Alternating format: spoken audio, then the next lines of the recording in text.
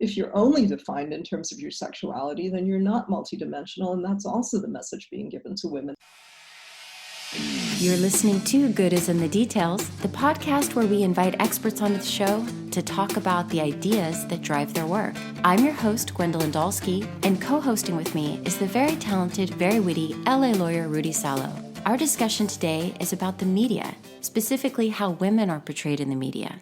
Our guest is University of Iowa professor of the School of Journalism and Mass Communication, author of the Lolita Effect, Dr. Gigi Durham. I first became familiar with her work because she was featured in the documentary Misrepresentation. And Gigi is going to talk about the research for her book, how young girls in particular are hyper-sexualized in the media, how we can analyze it, and also how parents can handle the images of young girls when their children are consuming media. Before we get started, I just want to thank everyone who has rated and reviewed the show. If you would like to support the show, we're on Patreon at patreon.com/goodisinthedetails. Okay, now, let's talk media and women.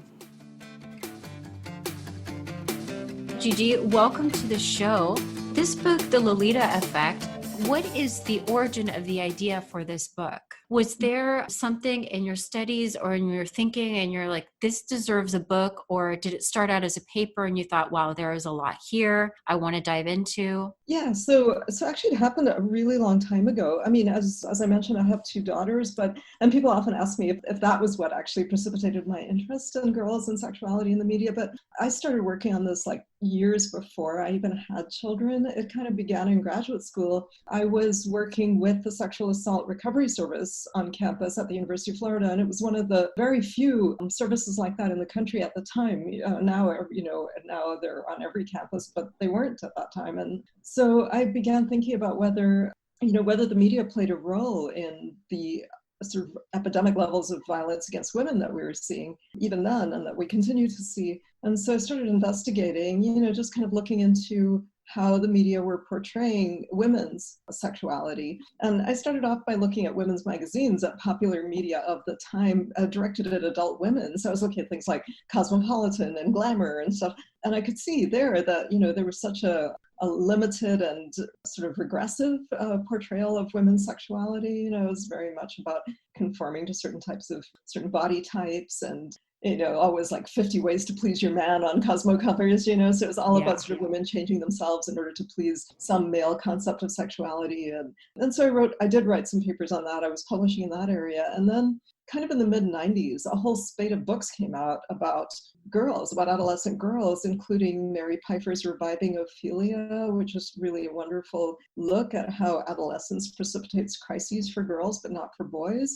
And Peggy Orenstein's Schoolgirls, that was showing, sort of girls, the sort of diminishment of academic accomplishment that happens around adolescence, and, some of Lynn Michael Brown's work. And so all these books suddenly came out that were talking about how girls were experiencing these crises in adolescence. And so I got interested in, what were media aimed at teenage girls and preteen girls? How were they constructing sexuality? So I did some analyses of 17 and YM and, some of those kinds of fashion and beauty magazines that were aimed at girls. And if anything, it was even worse. I mean, it was just like the adult magazines, very much focused on pleasing boys and conforming to certain types of very narrowly defined notions of beauty. And they were all full of advice about sort of how to comport yourself sexually, which was, always a double-edged sword because you had to project, sexiness while at the same time resisting men's advances. And, it was just a really complicated but ultimately problematic construction of sexuality. And then after I looked at that, I began wondering how actual girls were navigating this. So I went into a middle school and I spent a long time doing field work with adolescent girls in middle school because that seemed to be right around the time that all of these kinds of quote unquote crises happened. We also know that 13 is right when eating disorders start to spike. And so I went and I spent a lot of time with adolescent girls, talking to them about what they were watching and listening to and how they were kind of negotiating sexuality in their lives. And I was kind of expecting more resistance than I actually found. I found that it was really affecting the way that they thought about themselves and the way they thought they had to behave and their relationships and so on. And all of that work kind of went into The Lolita Effect when I finally did decide that this needs a book. Yeah, it's a lot of time and money that's put into the appearance. And as you write, it's for the male gaze. What is the connection between violence and this notion of sexuality for girls? Yeah, so I mean, that's one of the things that really has troubled me a great deal because, it's very difficult to prove causality in these sorts of cases. But there is some evidence that, the objectification of girls' bodies contributes to a perception of them, as sort of sexually available. And there are extremely high rates of, child sexual abuse. Right now, just the most recent statistics say that something like 1 in 9 girls is sexually abused, according to RAIN data. And, there are escalating rates of child pornography and escalating rates of dating violence. And so, I think all of these things are really troubling. And again, you can't directly link them to the media sexualization, but the media sexualization is certainly, again, contributing to the notion of girls as sexual objects. And then there's the video game effect, right? And that's something else that I do write about in the book, where, often sort of female sexuality is kind of juxtaposed with violence in really troubling ways. And in some games, actually, women are the objects of violence. And, so there are a number of ways in which violence is portrayed as sexy in a number of these, these representations. And that, to me, is a contributor to real world violence. I think I was reading, are you familiar with Jackson Katz's work? Yes. He wrote, The Macho Paradox. And something that really hit me in one of his chapters was how in scary films that there are often, you have this music when something suspenseful will happen and it's a woman in the shower. So at the same time, when you have this anticipation of something that's violent going to happen, you have the nude body of the woman. And I had never even thought about how often that is the case, to kind of mix up these ideas of a nude woman and the excitement of anticipation of some sort of violence that's going to happen, and how young men and young women are watching these ideas play out. Yes, exactly. I mean, Katz.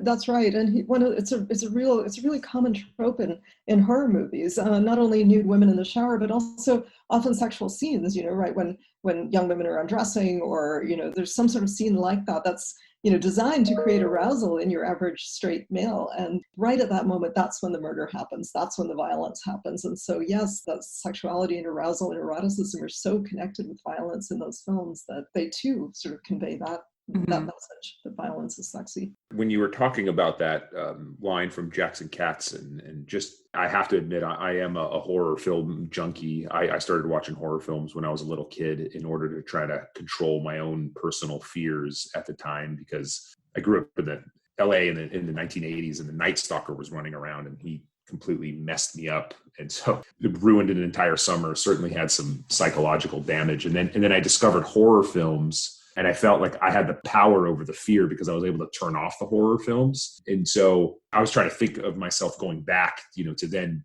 was what you're saying about the music and when there was a shower scene. And I do know something that's kind of interesting about a lot of horror films. In a lot of the horror films in the 1980s, it was the females that would actually beat the killer. Right? Yeah, like right. in a lot of the Friday the 13th, it was the female that would beat him up or, kill him for the umpteenth time in the end. And that happened in Halloween and Sigourney Weaver and Alien. So it's just, it's like, yes, horror films, there are many, many, many bad things about them, but they were one of the first genres that had the female being the smarter, tougher protagonist, while all the other men were morons and they got killed. So like, I know there's definitely a lot of bad things about horror films, but in a strange way, there's some good things about them too. So right. That's what it was just going through my mind. Right, it's complicated. There's this final girl theory, which is what you're talking about. This is actually a theory in film studies, that there's a final girl who vanquishes the killer, and it was Jamie Lee Curtis in the Halloween movies. And so, that happens. But at the same time, they're complicated, right? There's a huge amount of literature on horror movies, the cathartic effects, the effects of being in control when you're afraid. But there is also this other theme of the sexualization of violence. And I think we can see that all of this happens, and that, like any text, most texts, there are perhaps regressive and progressive aspects.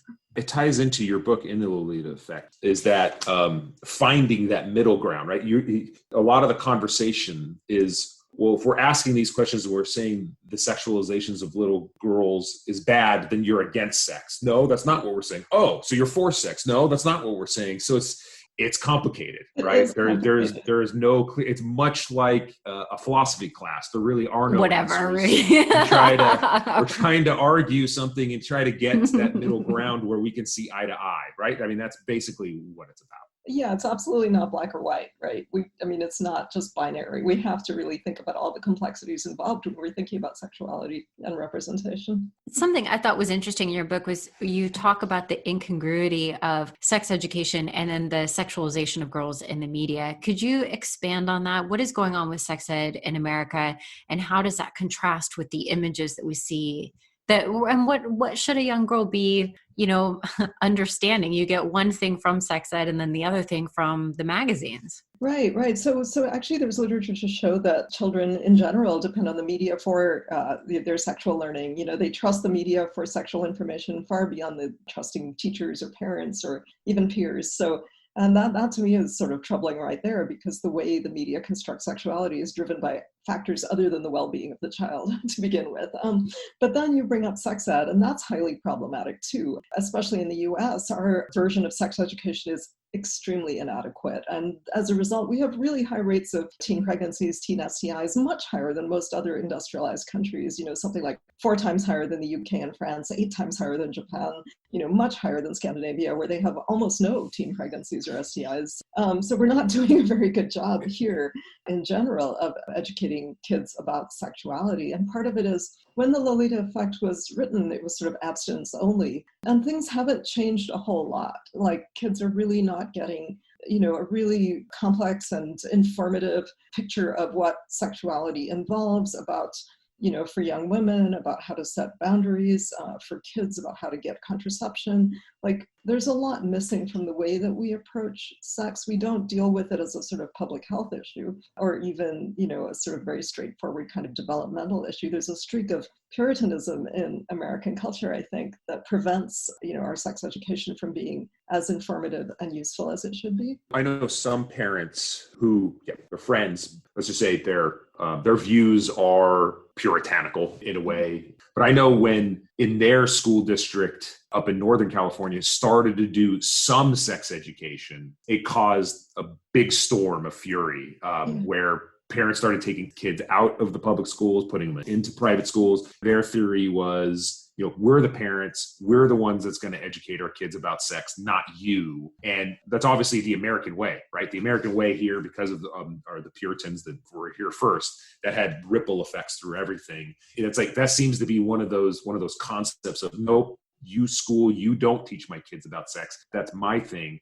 Curious, you were mentioning a bunch of these other countries, Europe and some Asian countries. What do they do better than we do? At what age do they introduce sex ed, and how do they do it? Is it within the parents' realm, or is it truly, a part of the school curriculum? Because something that really struck me in your book, it was a quote from a teenager about, we sought out some sexual information on the media or here because we're too embarrassed to ask our parents about it. What I'm trying to do, and we've done a couple of podcasts on this, is I'm trying to make it so, my kids feel, confident enough to talk to their parents, probably their mom, because she's a doctor and she's just, not as awkward as I am when the SDX letters come up. But I'm just curious, what do other countries do that we can learn from?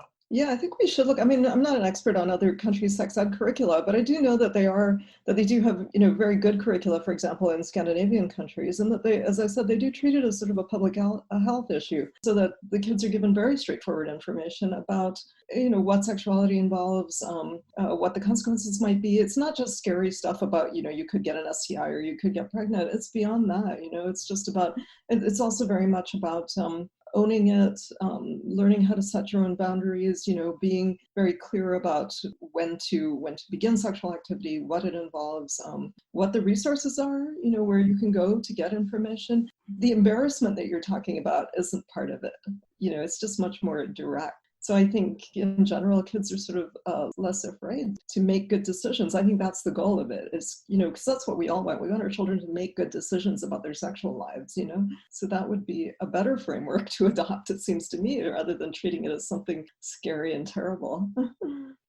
Talking about sex with your kids is scary and terrible for parents. I mean, that's just the honest thing. And it shouldn't be, right? Because and maybe that's just for me. I'm sorry, but if you've listened to any of the episodes, I'll tell you that I still haven't had the sex talk with my parents, and I'm 43, and I'm still waiting for them to sit me down and tell me what's what. The mental and emotional health, I think, needs to be included in the sex ed talk. And that's not really included, or there's just the biological, halfway explanation, because it's not really the woman's body that's being explained, or it's being partially explained. The male's body is being explained. And then but the mental health, or the fact that this could also be a physical, healthy activity, a way to connect, it just seems like it would cut back on so many. I can see how it would cut back on problems by talking about it, because if we explored it and how, you could have emotional and health benefits from this engagement, right? Mm-hmm. From this connection, then when something is amiss, you don't want to participate in it anymore, and you will know it. Like, you will actually have the language to understand, this is not how it's supposed to feel. This is not right. You'll have the language. Yes, that's exactly right. And of course, it should be developmentally appropriate. When Right. you're thinking about what age, you have to think about what children are capable of understanding, and so on. And we have developmental psychology that could inform how we approach these things in curricula or even at home. And then the other part, yes, it's really important what you're saying, because again, going back to the issue of violence, many more girls, I've forgotten the statistics right now, but many more girls than men have had non-consensual sex. And again, I think it's because, they don't have enough information about, how to think about, does this feel right? Is this really what I want? How do I express, I want to go this far and no further? Like, it's complicated again, it's not a simple question of yes or no. And so I think all of the aspects of it need to be sort of fully faced and talked about without fear or shame.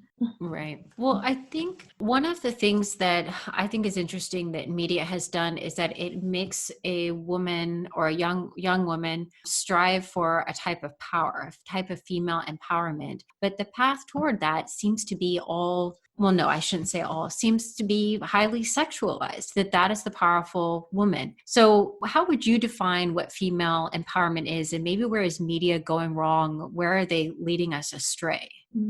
Yeah, I think that's something that we do need to think about, because as you're saying, one very powerful message to girls and women is that you can achieve power through your sexuality, right? And we do need to think about that, because on the one hand, it's true that women's sexual agency has been in the past demonized, that women, have been slut shamed. There's been a lot of denigration of women's sexuality, and I think we do need to move out of that framework and recognize women's sexuality as a positive and powerful force. That's real. But on the other hand, we really need to think about that. Like, how is that sexuality being defined and portrayed in our media? And is it the only path to quote unquote empowerment for women, right? And the representations of sexuality that we're seeing are, again, very restrictive and very narrowly defined, right? So you're seeing only a particular body type, for example, being, vaunted as the path to sexuality, which is very thin, yet very voluptuous. It's always a young woman, it's Beyonce standing next to a sign that says feminism, whatever. It's not a range of different kinds of sexualities. It's not a range of different ways of experiencing sexuality. It's still confined to this particular type of like Barbie body, and it's still confined to flaunting your body, as the path to some sort of social empowerment. And in general, I think in many ways that's disempowering, because we know that some of those kinds of images actually cause a lot of body shame, a lot of body dissatisfaction. They also lead to women spending inordinate amounts of time and money trying to achieve that particular type of body or that definition of sexuality, which, as different scholars have argued, takes them out of the public sphere, right? So, at a time when they could be, like advancing their education, engaging with the community, like doing volunteer work, running for office, they're in the gym trying to get that body, right? So, and, really, obsessed with the body project. Then the other part of that is, of course, if you're only defined in terms of your sexuality, then you're not multidimensional. And that's also the message being given to women, that your only path to empowerment is through achieving that particular type of sexuality. So, again, it's not about being, a great scientist or a great writer or a great artist or, all of these other pathways to success that women could have. It's always restricted to, you've got to look like J-Lo or Beyonce in order to be powerful, right? Girls are buying into that message, and I find that to be very troubling as well. There was a book in Cecilia Baldwin, How the Media Shape Young Women's Perceptions of Self-Efficacy, Social Power, and Class. It's an academic book, but she did interviews with adolescent girls who actually do regard those images of women who are depicted in sexualized poses and clothing and so on as powerful. They see them as more powerful than the images of, women holding public office and things like that. So yeah, I think there's some real problems with that.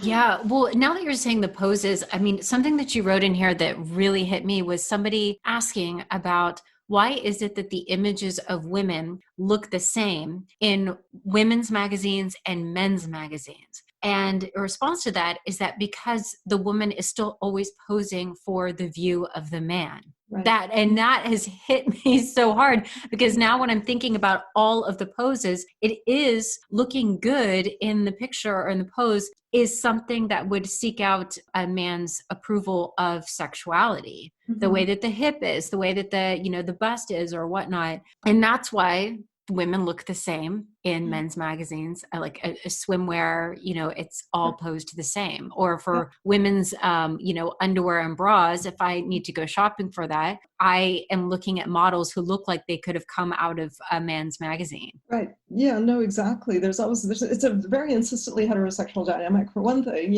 There may be other people gazing, it's true that these images are translated in different ways, and I'm not going to claim that, only heterosexual men are looking at these images or finding pleasure in them, but they're certainly designed for the heterosexual male gaze. That is the audience in mind. And that's why, yes, the centerfold from, a men's magazine looks exactly the same as a Victoria's Secret model, looks exactly the same as the cover image on Cosmo, looks exactly the same as the girls in Sabado Gigante or whatever, they're all exactly the same. It's all the Barbie body. Yeah, so this implicit male gaze is at work in all of these kinds of representations. That is, if you will, the target audience that the marketers have in mind. But I also think it does men a great disservice. It's the assumption that men only are interested in that type of woman and that type of presentation of body. And I want to give men a little more credit for having sort of, a range of tastes and, ways of being attracted to women for something more than whether or not they look like a Barbie. So, I think it's unfair to everyone. Conversation. Yeah, for the record, you can put me into that category. If I'm such a nerd that if I can't talk to you, about my nerdy things, then you're not going to find me attractive. Is basically what it comes down to. So conversation is very, very big with me. Something that I'm struggling with as we're talking about this. It's so, and I don't want to pick on one family of media stars, and I won't say their names specifically. I wonder who I'm just saying it's just like I still scratch my head about this family and how their collective net worth is in the billions now. And the reality is that was the vast majority of that was based upon sex and wearing little clothes and in riding the social media wave at the right time, and how it can't just be men and put them there. I know many women that are kind of obsessed with them, watch their TV show, let their children watch their TV show, follow them, like them on social media. I watched that and I'm like, well, that was all, it all started with a sex tape, and it all, it was probably very planned out, and they were smart about that perhaps.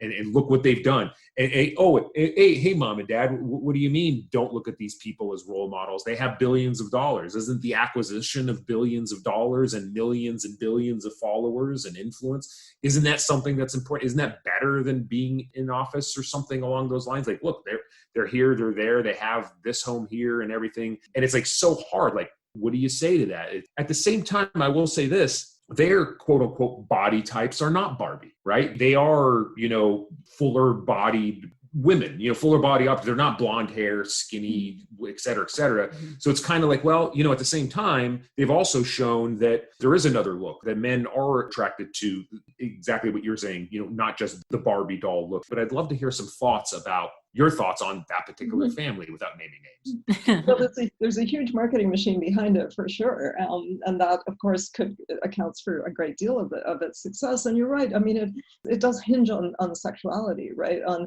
the family members project a very, I would say, an insistent kind of heterosexuality, right? And I wouldn't say that they vary that much from the Sports Illustrated model, right? I mean, they do maybe a little bit, but, they're still very toned. They're still the shiny long hair, and they're young, and they don't deviate that much from the sort of model. I guess it's because most of them don't have blonde hair, and they have some Middle Eastern origin in them with with the Armenian aspect. I mean, at least it's something. At least it's something a little bit different than what you normally saw in the 80s and 90s. Believe me, I'm not trying to give them any credit or let them slide by. I'm trying to be fair in a way. Like, are they all so terrible? Can I find something redeeming about them? I guess I focus a little bit on that. What I thought was interesting was that when one family member did something, started caring about justice, wanted to go to law school, and people were criticizing her. And I think that that's also interesting, because it's as though everyone is saying, you're not allowed. You had a sex tape. You are beautiful. You are not allowed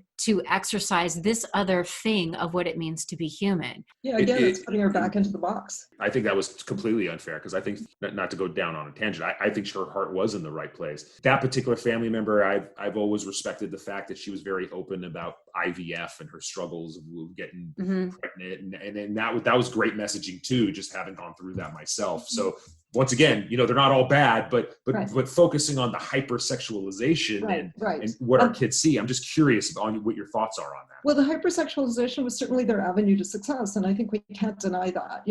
All texts are complicated, right? All media images and messages are not, you can't say they're all the way good, all the way bad. There's often some redeeming features, some progressive aspects of them, and also some really problematic aspects. And I think we have to look at the whole picture rather than categorizing things as all good or all bad. That's too simplistic, and it doesn't get us anywhere. But in spite of, yes, some of the more complicating and more redeeming factors, perhaps, I think we do need to recognize that it was that they conformed to a certain dominant version or vision of what women's sexuality should be about, and the fact that their sexuality was sort of publicly defined through that sex tape, for example. And again, it conformed to this, heterosexual framework that we are used to seeing in terms of how women should be represented in the media. All of those things contributed to it, along with the fact that they had wealth to begin with, right? And so there are certain criteria that put them in a place that Americans certainly, and obviously they've had a great deal of global success, that, people tend to admire. When you write that sexuality is a social construction, could you explain a little bit of what that means? Because I know that there is, or I'm wondering if you've had any experience of pushback with that, because I know that there are people who just want to make the case that women are naturally this and men are naturally that. So how do you make the case that sexuality is a social construct? Well, in various ways. I mean, first of all, I think if you're just any kind of alert observer, you'll see that that not only is sex not binary, which people are recognizing more and more these days. There are a lot of people who identify as other than male or female in our sort of conventional binarisms, but also, even within the categories of male and female, there are just a range of different ways in which people enact and embody and live those identities, right? I mean, there are women who are athletic, there are women who defy the stereotypes in all sorts of different ways, or who are, they may present themselves as conventionally feminine, but they are also construction workers. And it's the same thing with men, right? There are men who might embody sort of stereotypical masculine image, the rock, but then there are men who are gentle, caring, nurturing people, men who are poets, men who are preschool teachers, men who are pediatricians, right? I mean, social workers. And so even within those fixed categories, there are so many different identities and experiences and backgrounds and ways of being that I think, you sort of have to see this as so divergent that it can't be innate or essentialized in any particular way. And I think there are just so many different ways to think about how we learn about sexuality as well. I mean, I think there's good evidence to show that, for example, Judith Butler says gender is performative, right? I mean, and people do learn to perform gender differently. Even from culture to culture, people present themselves very differently in terms of how gender and gender identity are expressed. And so, just that, I think, can show you that it's not something inherent, that it is learned from your culture and your society, how you're supposed to dress, how you're supposed to speak, walk. It's silly, but I mean, maybe it isn't. Even the really superficial markers like hairstyles or the way you pitch your voice, or, a lot of that is actually socially learned. And then one of the things I do when I teach gender in media is also look back historically, because if you go back to, I don't know, the 16th century or something like that, you think about men wearing high heels and velvet doublets and frills and lace, and that would not be considered masculine now, but it was certainly considered masculine then. And so you do learn from your society how to present yourself in terms of gender and sexuality as well. And people are expressing sexuality in so many different ways right now that I think we can see that it's constructed and it falls on a continuum, and many, many different factors influence it.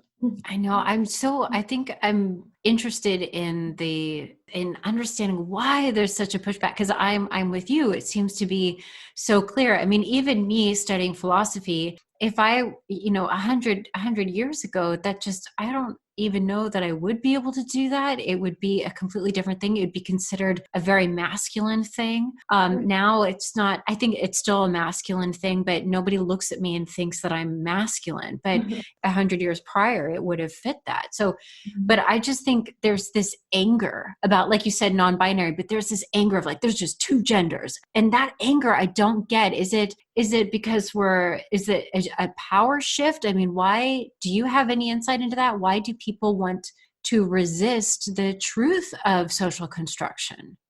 Yeah, I think it is. I think it does actually challenge a power structure that they're very comfortable with, right? A sort of heteronormative and patriarchal power structure in which people have certain roles to play, and it's very. I think it's safe and comfortable because you don't have to think too hard about the variations that might disrupt the social order in certain ways. So yeah, I think there's certainly fear behind it. In the 1860s, John Stuart Mill wrote a book called On the Subjection of Women. I'm not sure if you're familiar. Yeah, and one of the things that we go over in classes, one of his arguments to argue for legal equality was that the presupposition that women are naturally subordinate is flawed. And he's writing this in the 1860s. And his argument is still something I think you could use today, that the sexes have only been known in relation to each other. And scientifically, you could only tell what the nature of something is in isolation. But that since men and women have only been known in relation to each other, you could not assert what the nature of woman is. And therefore, it cannot be the foundation for a law of legal subordination.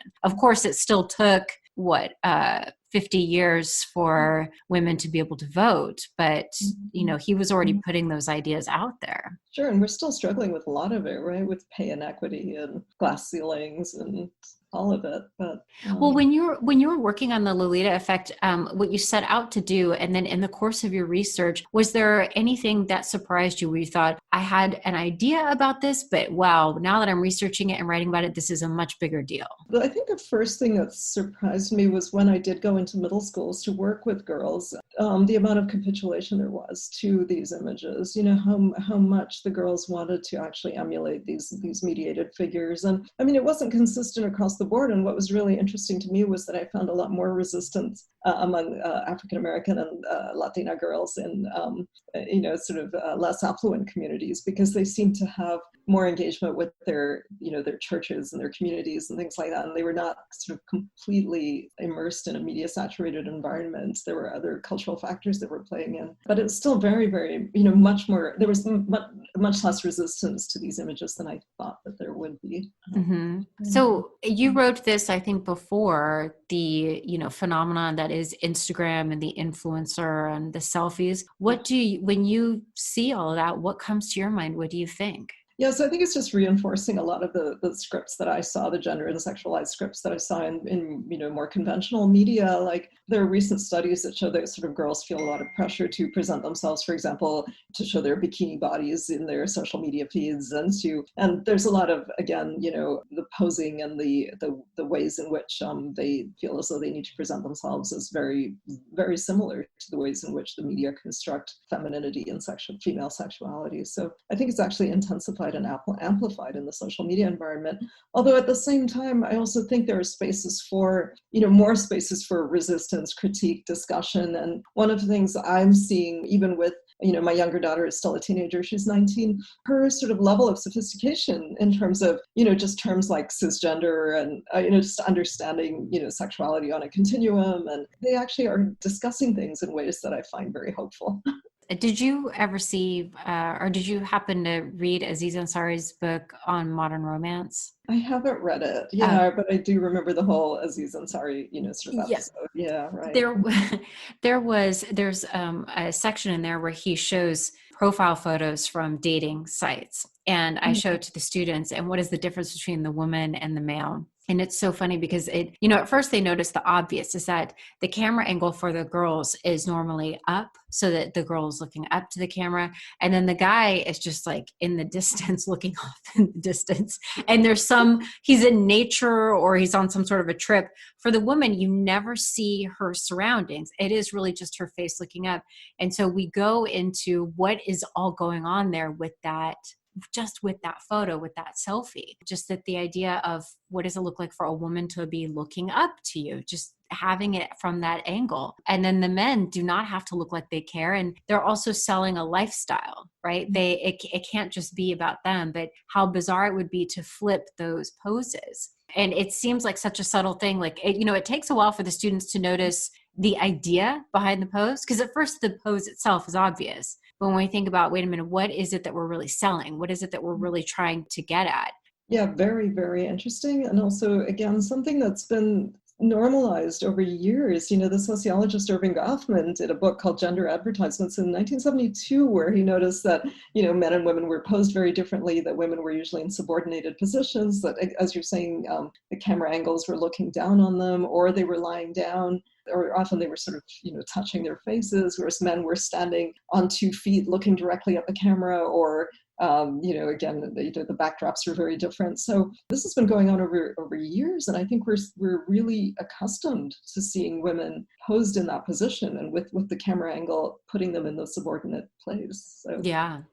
So what advice would you have for parents? And I guess I was going to say with daughters, but also with sons, because sons are being bombarded with this. This is affecting the way that they view women as well and what they understand sexuality to be. So what is some advice for the way that parents, when their children are engaging with media or when they're starting to play dress up or act out? I mean, what are some things to look out for?